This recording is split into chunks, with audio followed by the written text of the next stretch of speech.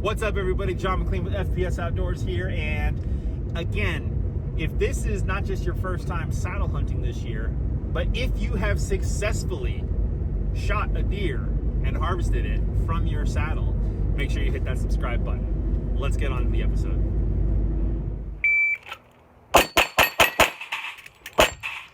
My name is John McClain.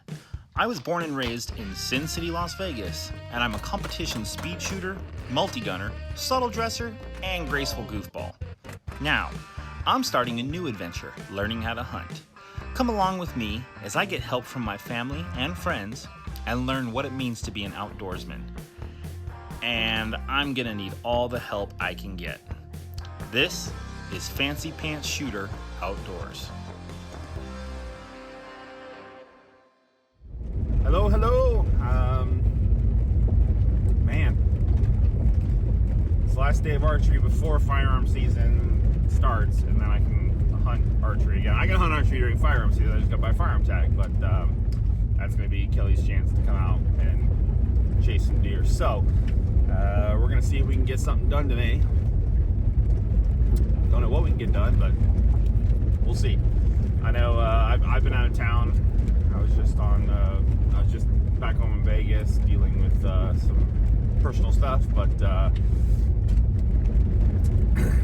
obviously it was more important than hunting, but it'll be good to get back out there, get up into a tree, and all that fun stuff. So like I said, we'll see what happens.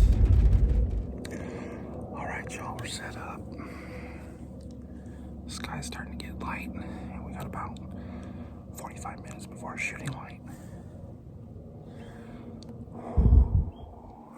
Fired up, ready to go.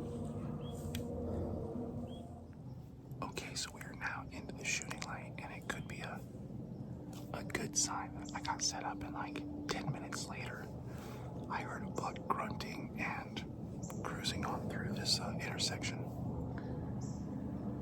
So I'm gonna wait for it to get a little bit more light so the cameras can see what the hell's going on. And then we'll do a grunt call session. See if that brings anything in. If not, then we'll start rattling some. We'll use a rattle bag.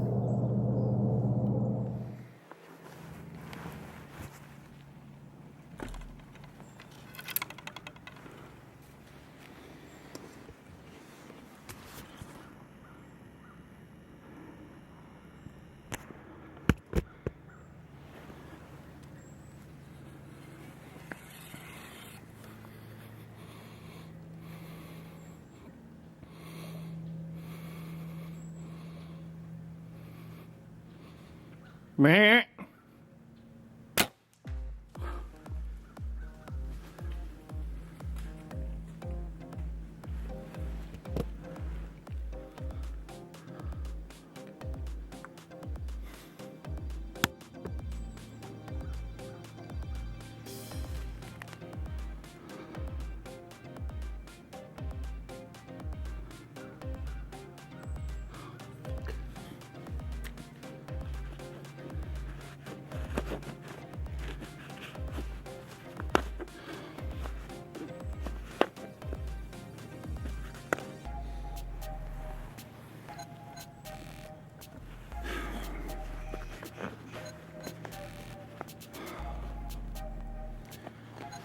Didn't feel like a good shot.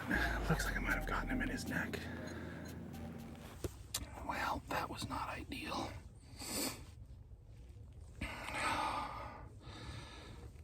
I've got some blood on the arrow. I had some blood on the ground here. It's bright red, but there's not a lot on the arrow. It's a little bit of what looks like meat. I know I definitely hit him, for sure, right? But, like, that should be caked in blood, not smeared.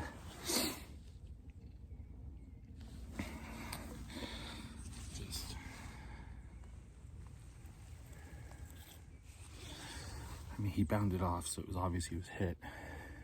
But after he bounded off a little bit, it looks like he just kind of walked off, like, shrugging it off.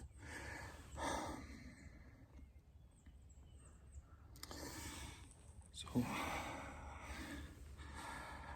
I think I'm gonna pack up, back out. And, well, shit.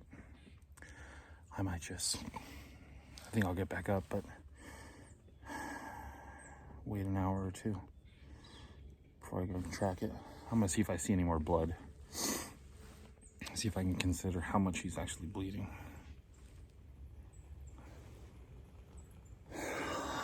God. I mean, I called him at 30 yards.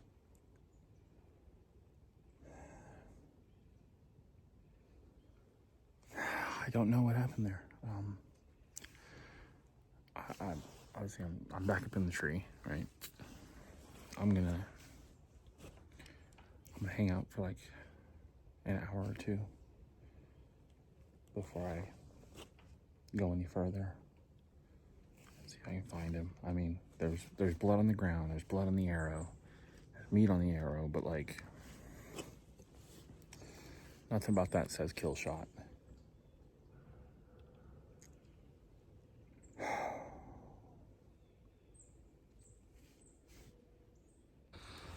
Okay, well, here's the scoop. He's still bleeding, and enough for me to keep a pretty decent trail, which is weird because at one point the trail almost came to a stop, and now it's constant again. We think we might have bumped him, but then there's been another doe that got bumped out of here, so maybe he's dead, and the deer I thought I saw was a doe, but we'll see. Oh, man, if I find a dead deer at the end of this trail, you have no clue how happy I'm gonna be.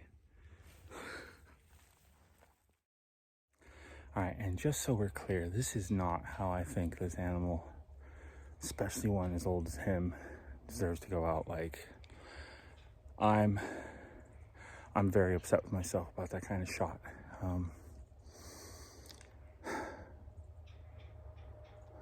Needless to say, I'm gonna go figure out what the hell happened. I know my bubble was on. I know my pin was on. So something happened that sent that shot way off to the right like it was. If I find him, I'm gonna be extremely grateful, very grateful. But I am not pleased with how I executed the shot and what this animal is going through right now. Kind of makes me sick to my stomach, but.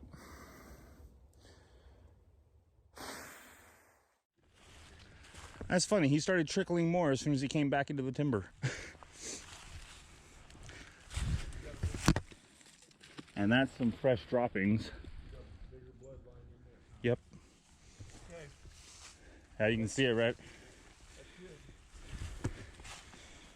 So he just dropped those too. Looky here. Yep. Yeah, he stopped right here. He coughed up a whole shitload of blood right there. Yeah. So he's got fresh droppings there. I mean, I can still see the moisture in them. So you see blood going that direction? Yep. Keep going that direction. Yeah, I see blood right here. Oh, hell yeah, right here. Good trail. Yeah, and it's bright red too, so I mean, it's not. Yes, sir. Yep. This guy sure knows how to pick a hiding spot. Oh man.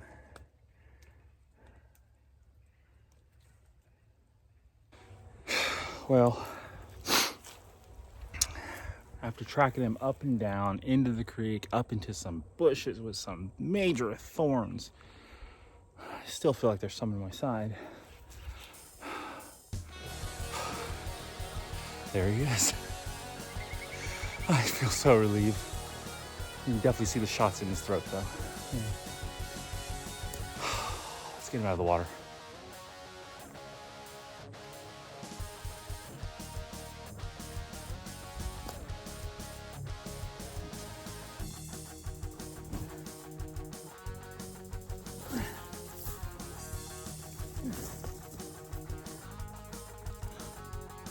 This guy is a beast.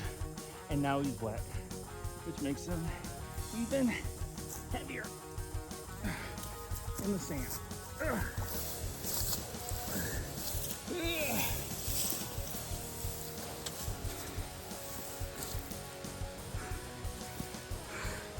Look at this rack.